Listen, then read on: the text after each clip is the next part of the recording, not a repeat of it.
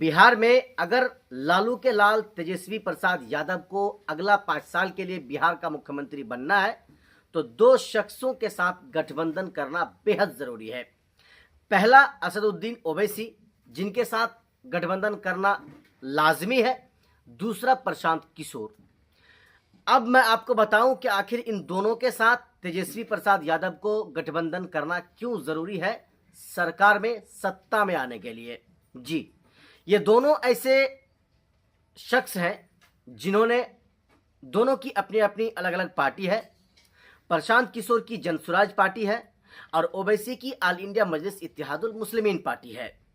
आप जानते हैं कि ओवैसी 2020 में बिहार में 18 से 19 सीटों पर चुनाव वो लड़ चुके हैं और उसमें उसको 5 सीटों पे धमाकेदार जीत भी हुई थी।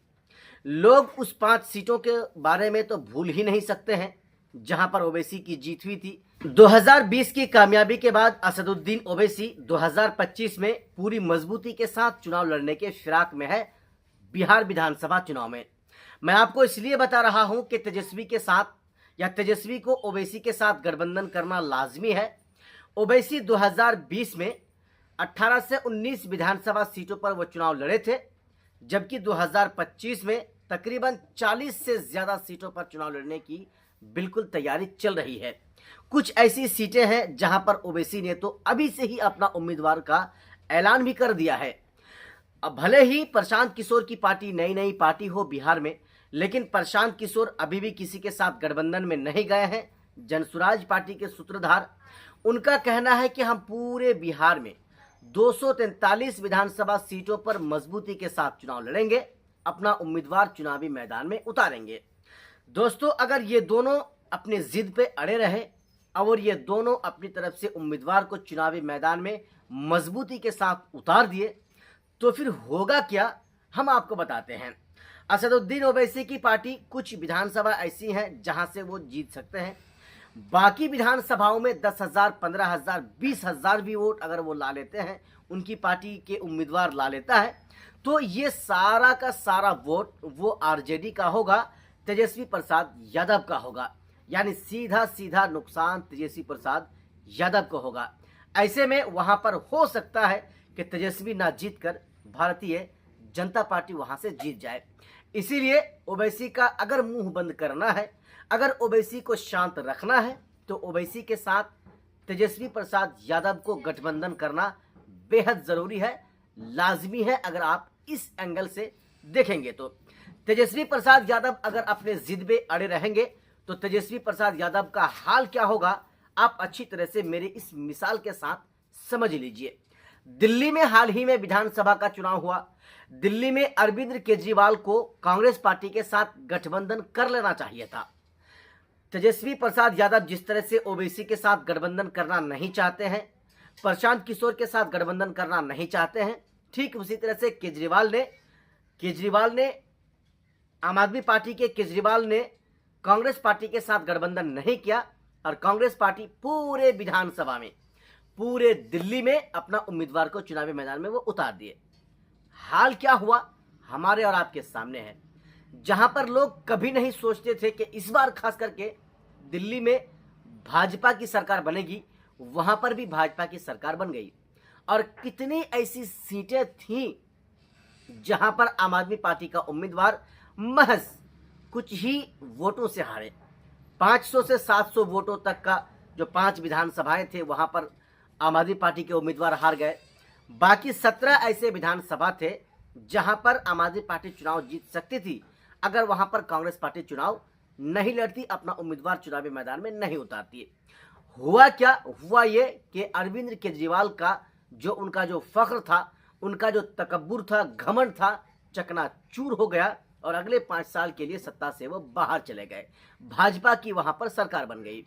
ठीक उसी तरह से अगर तेजस्वी प्रसाद यादव अपनी जिद पे अड़े रहेंगे, अपने घमंड पे वो अड़े रहेंगे, तो हो सकता है कि जिस तरह से कांग्रेस ने वहां पर खेल खेला, ओवैसी और प्रशांत किशोर यहां पर खेल खेल दे और तेजस्वी प्रसाद यादव को चुनावी मैदान में हरा दे और अगले 5 साल के लिए फिर से तेजस्वी प्रसाद यादव मुख्यमंत्री ना बने।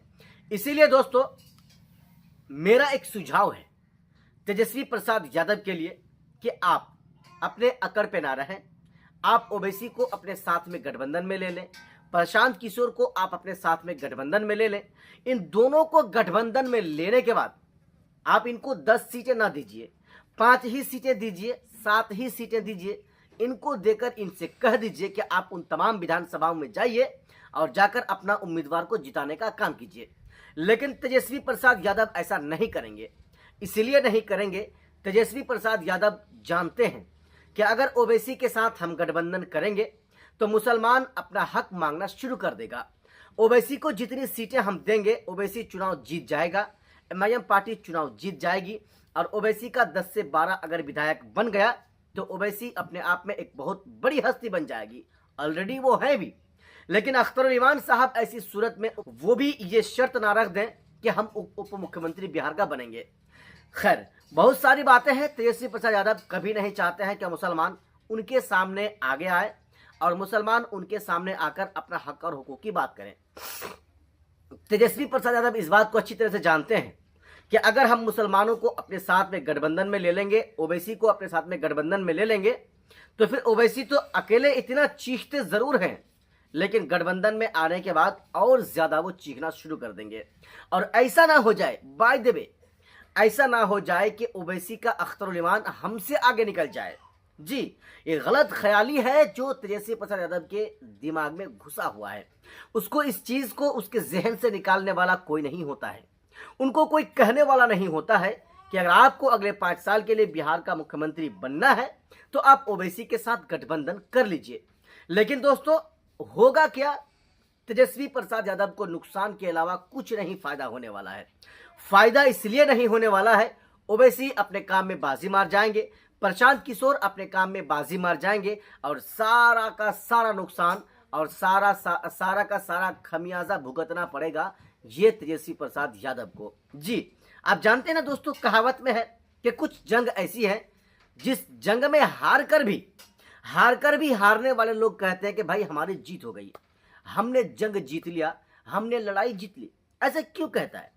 ऐसा इसलिए कहता है कि भले उसने तो हार गया, जंग में वो तो हार गया, लेकिन दूसरों को हरा दिया कोई तीसरा पक्ष जंग जीत गया। तीसरा पक्ष के जंग जीतने से वो खुश है जितना वो जंग के हारने से गम नहीं है। कहीं ना कहीं यही चीजें होंगी। ओवैसी खुश हो जाएंगे अपना काम करके, प्रशांत किशोर खुश हो जाएंगे अपना काम करके और सारी गलती का खमियाजा भुगतना पड़ेगा तेजस्वी प्रसाद यादव को। इसलिए चुनाव का समय करीब है। तेजस्वी को चाहिए कि वो जो डिस्क्रिमिनेशन है, वो जो भेदभाव है, जो वो अपने अंदर पाल कर रखता है, उसको वो दूर करे।